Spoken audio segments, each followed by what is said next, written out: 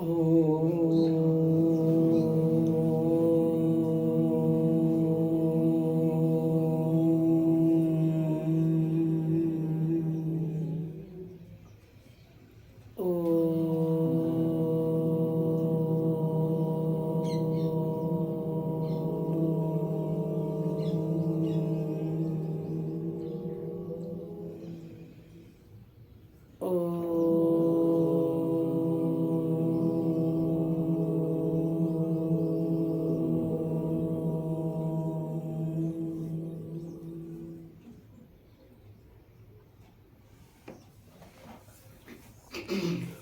शांति, ओम शांति, ओम शांति।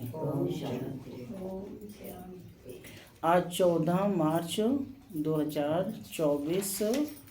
आज बाबा ने मीठी मधुर मुरली में बताया कि पढ़ाई को रेगुलर पढ़ना है। रेगुलरिटी होना बहुत ज़रूरी है और कभी भी पढ़ाई मिस नहीं करती। भगवान तो रोज आते हैं और कभी छुट्टी करते हैं।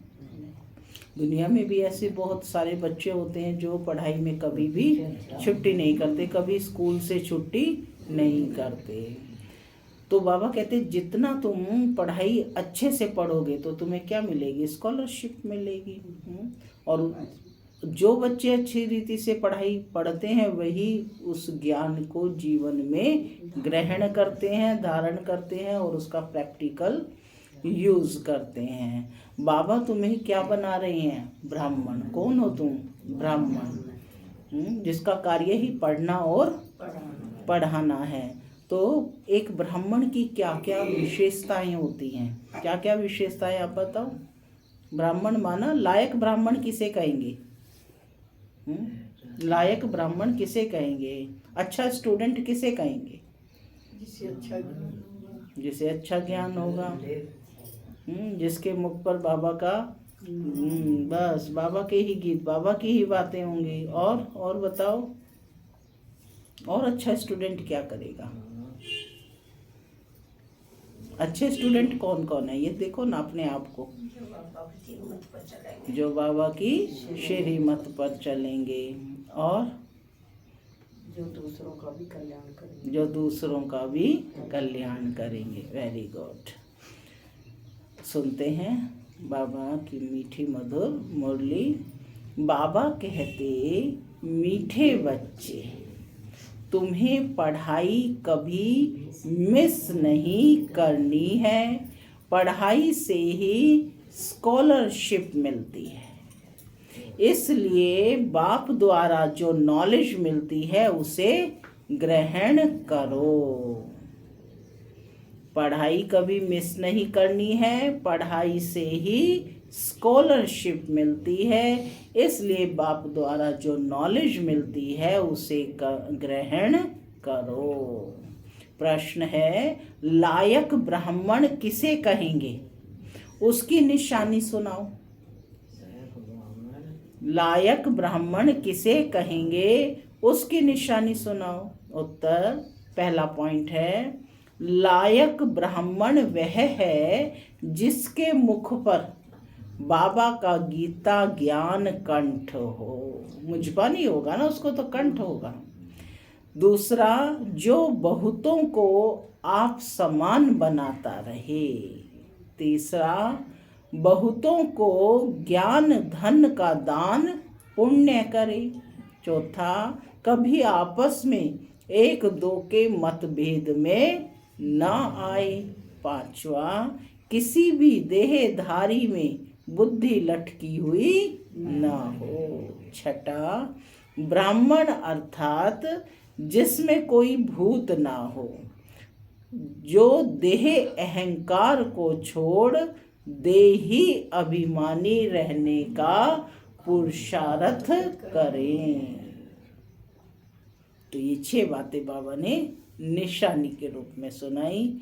ओम शांति। मैं आत्मा शांत स्वरूप हूँ, शांति मेरा स्वधर्म है।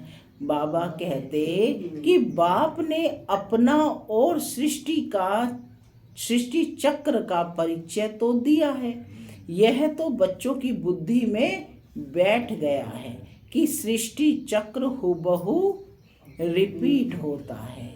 सृष्टि चक्र हूबहू माने ज्यों का त्यों कल्प पहले मिसल ही रिपीट होता है। जैसे नाटक बनाते हैं, मॉडल्स बनाते हैं, फिर वह रिपीट होते हैं, फिर तुम बच्चों की बुद्धि में ये चक्र चलना चाहिए। तुम्हारा नाम भी है, क्या नाम है? स्वदर्शन चक्रधारी। क्या नाम है? स्वदर्शन चक्रधारी।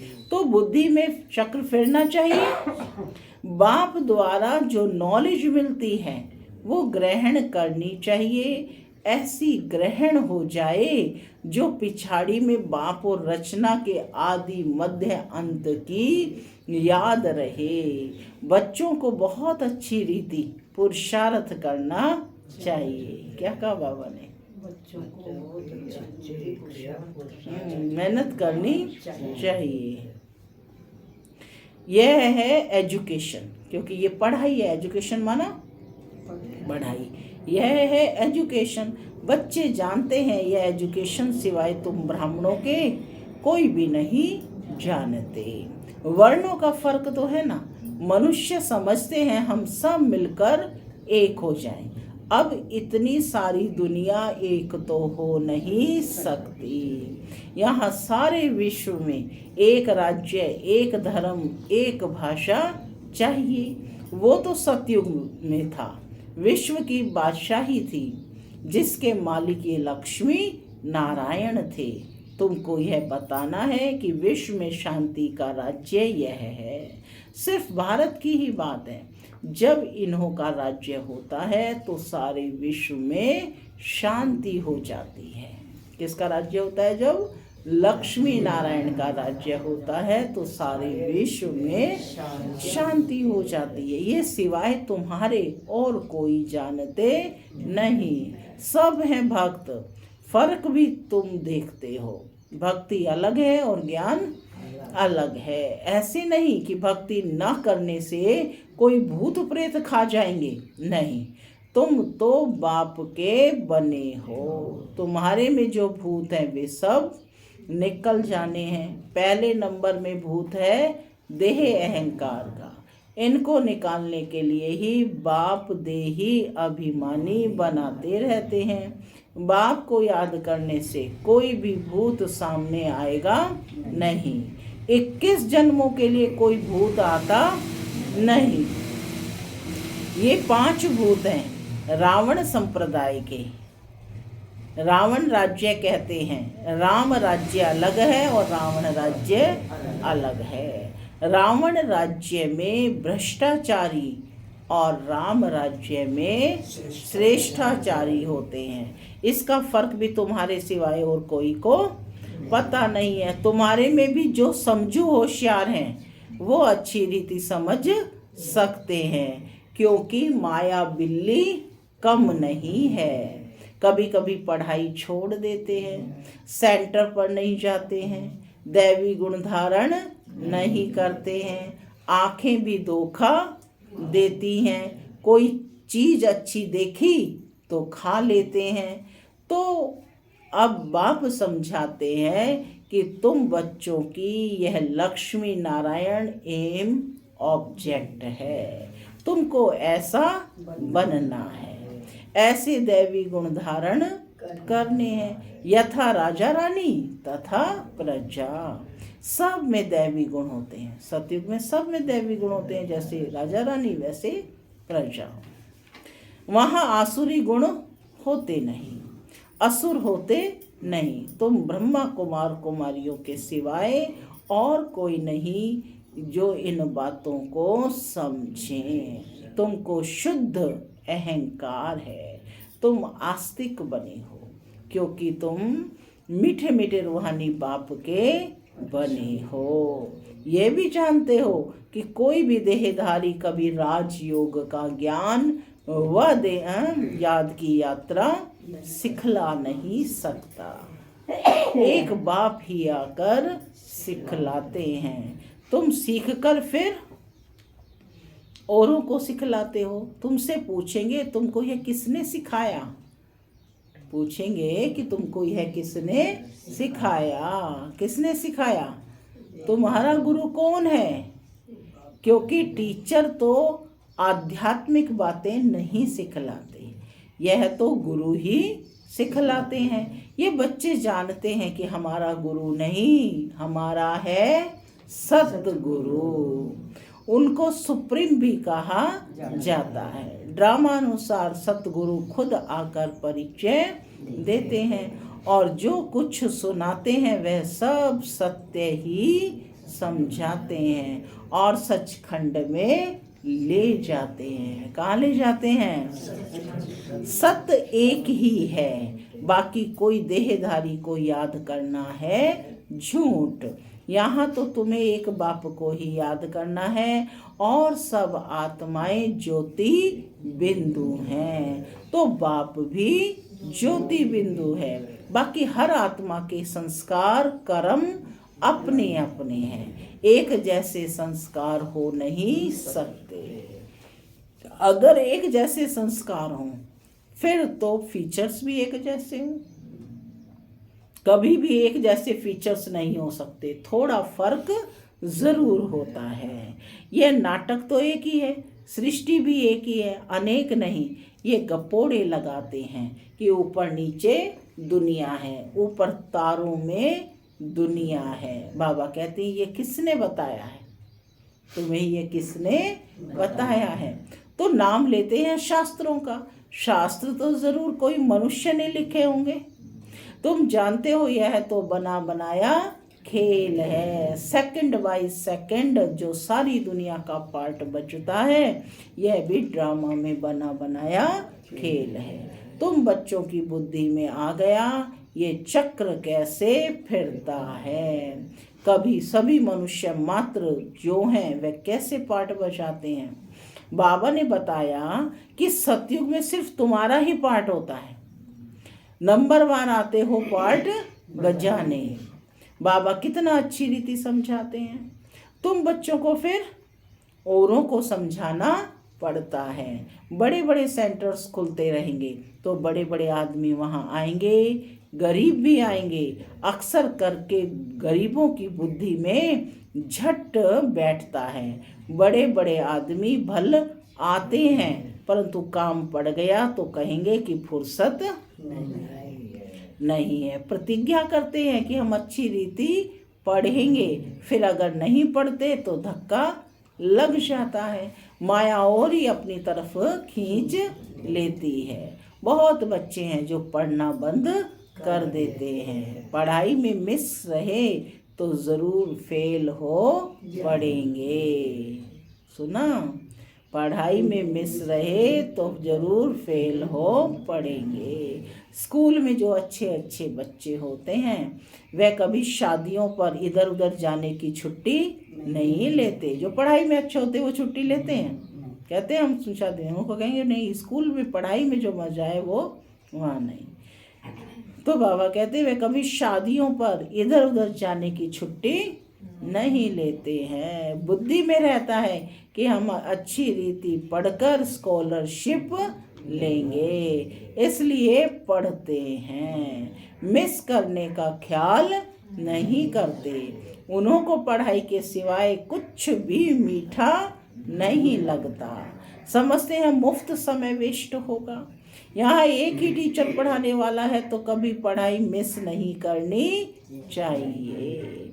इसमें भी नंबरवार पुरुषार्थ अनुसार है। देखते हैं कि पढ़ने वाले अच्छे हैं तो पढ़ाने वाले की भी दिल लगती है। पढ़ाने वाले को भी तो तभी अच्छा लगता है जब पढ़ने वाले अच्छे हो, है ना। तो बाबा कहते हैं देखते हैं पढ़ने वाले अच्छे हैं तो पढ़ाने वाले की भी दिल लगती है। टीचर का नाम वाला होता है, ग्रेड बढ़ती है, ऊंच पद मिलता है। यहाँ भी बच्चे जो जितना पढ़ते हैं उतना ऊंच पद पाते हैं। एक ही क्लास में कोई पढ़कर ऊंच पद पाते हैं और कोई कम। सबकी कमाई बाबा कहते हैं कि सबकी कमाई एक जैसी नहीं होती, बुद्धि पर सारा मदार है। वो तो मनुष्य मनुष्य को पढ़ाते हैं, और तुम जानते हो बेहद का बाप हमको पढ़ाते हैं। तो अच्छी तरह पढ़ना चाहिए, पढ़ना चाहिए, गफलत नहीं करनी चाहिए, पढ़ाई को छोड़ना नहीं चाहिए। एक दो के ट्रेटर भी बन पढ़ते हैं, उल्टी सुल्टी बातें सुनाकर। पर मत पर नहीं चलना चाहिए, माने दूसरे की कही सुनी बात पर नहीं चलना चाहिए। जो स्वयं नहीं चल पाते वो उल्टी सीधी बातें ही बाहर जाकर करेंगे। तो बाबा कहते हैं एक दो के ट्रेटर भी बन जाते हैं, बन पड़ते हैं उल्टी सुल्टी बातें सुनाकर। पर मत पर नहीं चलना चाहिए। किस पर चलना है? श्री मत के लिए। कोई कुछ भी कहे तुमको तो निश्चय है कि बाप हमको पढ़ाने आते हैं।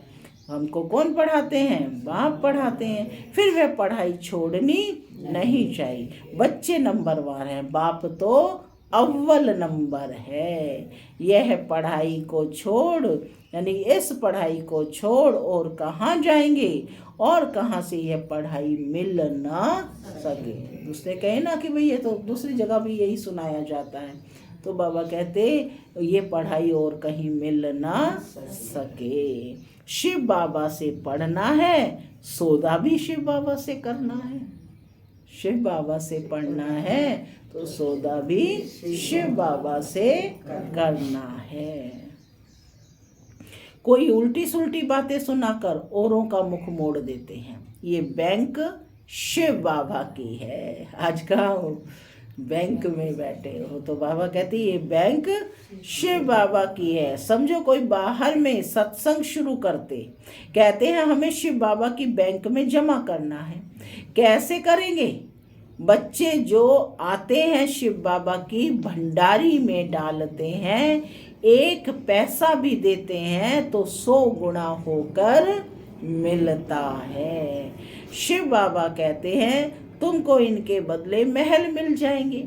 ये सारी पुरानी दुनिया खत्म होने वाली है। धनवान अच्छे अच्छे कुटुंब से बहुत आते हैं। ऐसे कोई नहीं कहते कि हमारी शिव बाबा के भंडारे से परवरिश नहीं होती है। सबकी पालना हो रही है। कोई गरीब है, कोई साहूकार है, साहूकार से गरीब पलते हैं। इसमें डरने की बात नहीं। बहुत चाहते हैं कि हम बाबा के बन जाएं, परंतु लायक भी हों, है ना। जैसे उस दुनिया में लायक देखते हैं तो बाबा भी भैया सेवा के लिए जाना है, सेंटर्स पर रहना है तो कितना लायक होना चाहिए, जो सेवा करने में तत्पर रहे। तो बाबा कहते परंतु लायक भी हूँ।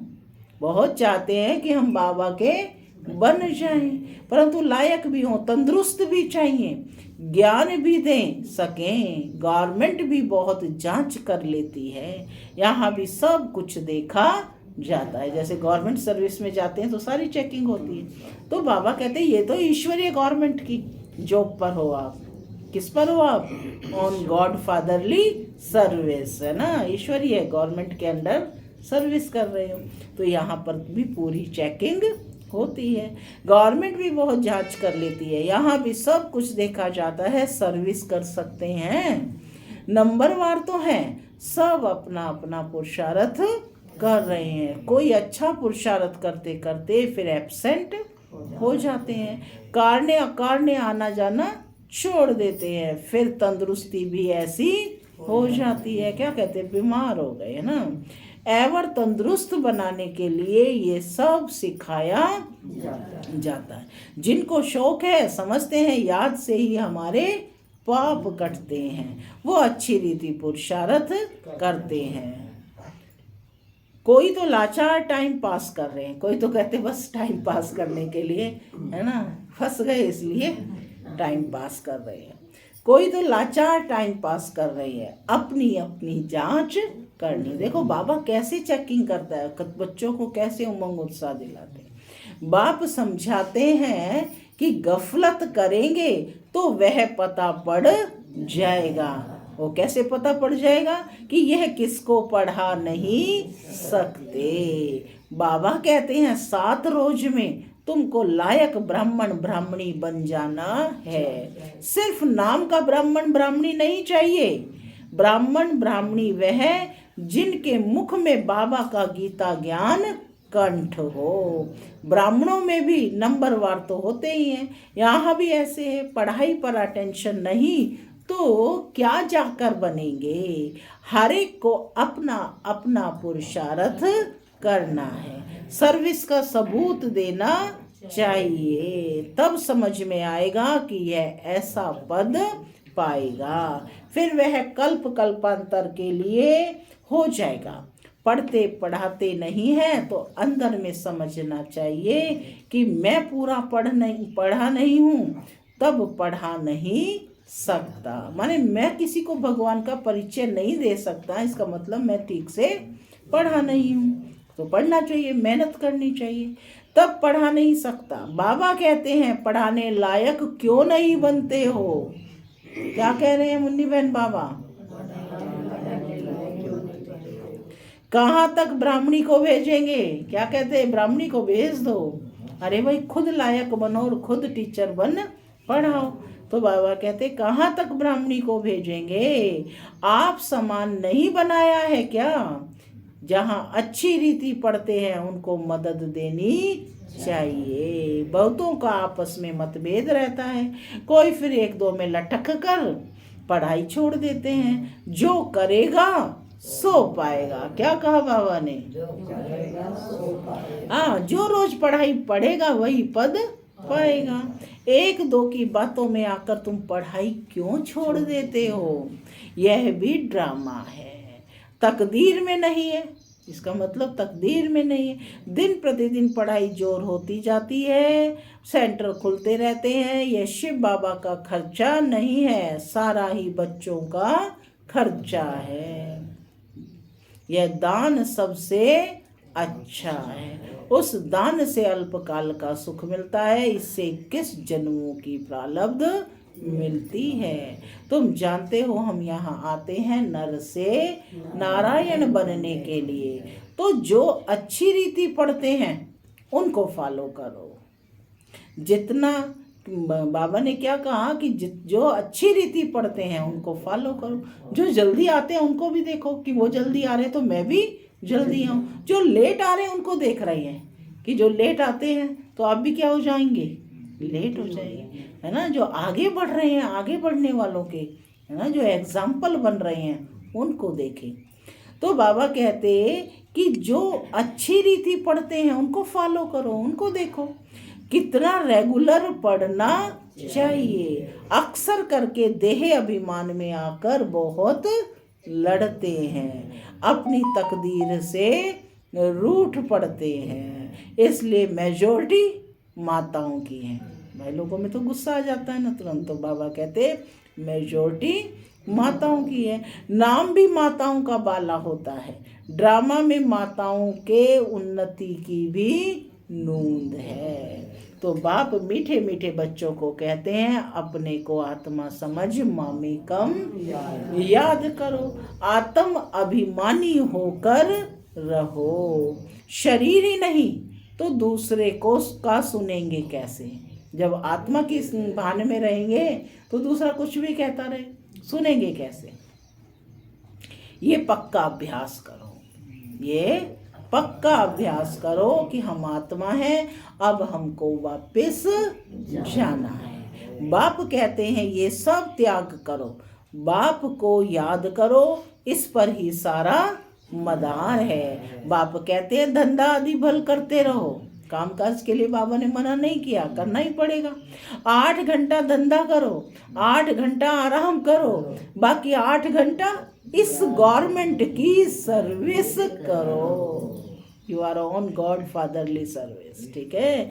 8 घंटा इस गवर्नमेंट की सर्विस करो। यह भी तुम मेरी नहीं सारे विश्व की सेवा करते हो, इसके लिए टाइम निकालो।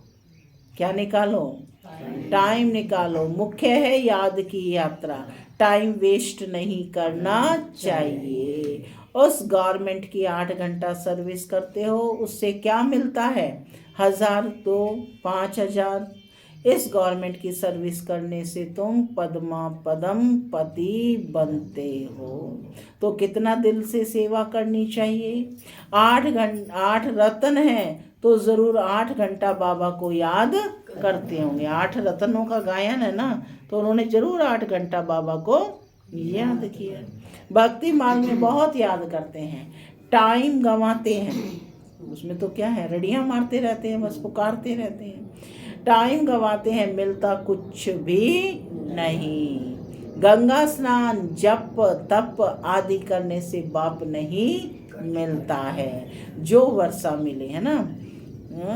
यहाँ तो तुमको बाप से वर्षा मिलता है। अच्छा, मीठे मीठे सिक्के लदे बच्चों प्रति माता पिता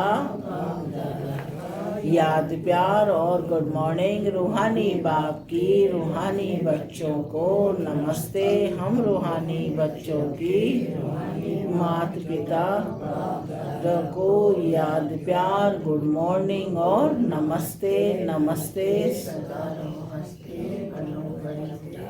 धारणा के लिए मुख्य सार, पहला, श्रीमत को छोड़ कभी परमत पर नहीं चलना है। उल्टी सुल्टी बातों में आकर पढ़ाई से मुख नहीं मोड़ना है, मतभेद में नहीं आना है। दूसरा पॉइंट है, अपनी जांच करनी है कि हम कहाँ गफलत तो नहीं करते हैं। पढ़ाई पर पूरा अटेंशन है क्या, स्वयं को देखना है कि पढ़ाई पर पूरा अटेंशन है क्या। समय व्यर्थ तो नहीं गंवाते हैं। आत्म अभिमानी बने हैं क्या। रूहानी सेवा दिल से करते हैं क्या। सेवा कर रहे हैं और वो दिल से ना करें तो बाबा कहते कुछ भी नहीं मिलेगा। तो जो करें रूहानी सेवा दिल से करते हैं क्या, पूछे अपने आप से। आज का वरदान है, रूहानी अथॉरिटी के साथ निरहंकारी बन सत्य ज्ञान का प्रत्यक्ष स्वरूप दिखाने वाले सच्चे सेवाधारी भव। रूहानी अथॉरिटी के साथ निरअहंकारी बन सत्य ज्ञान का प्रत्यक्ष स्वरूप दिखाने वाले सच्चे सेवाधारी भव। जैसे वृक्ष में जब संपूर्ण फल की अथॉरिटी आ जाती है तो वृक्ष झुक जाता है। फल से लग जाएगा तो क्या होगा, वृक्ष झुक जाता है, अर्थात निर्माण बनने की सेवा करता है। ऐसे रूहानी अथॉरिटी वाले बच्चे जितनी बड़ी अथॉरिटी उतने निर्माण और सर्व के स्नेही होंगे। अल्पकाल की अथॉरिटी वाले अहंकारी होते हैं, लेकिन सत्यता की अथॉरिटी वाले अथॉरिटी के साथ निरअहंकारी होते हैं। यही सत्य ज्ञान का प्रत्यक्ष स्वरूप है। सच्चे सेवाधारी की वृत्ति में जितनी अथॉरिटी होगी उसकी वाणी में उतना ही स्नेह और नम्रता होगी। स्लोगन है, भाग्य का आधार त्याग है। भाग्य का आधार त्याग, माने त्याग में ही भाग्य समाया है। बिना त्याग के भाग्य नहीं मिलता। कुछ तो त्याग करना पड़ेगा ना, तो ही भाग्य बनेगा। ओम शांति। ओम शांति।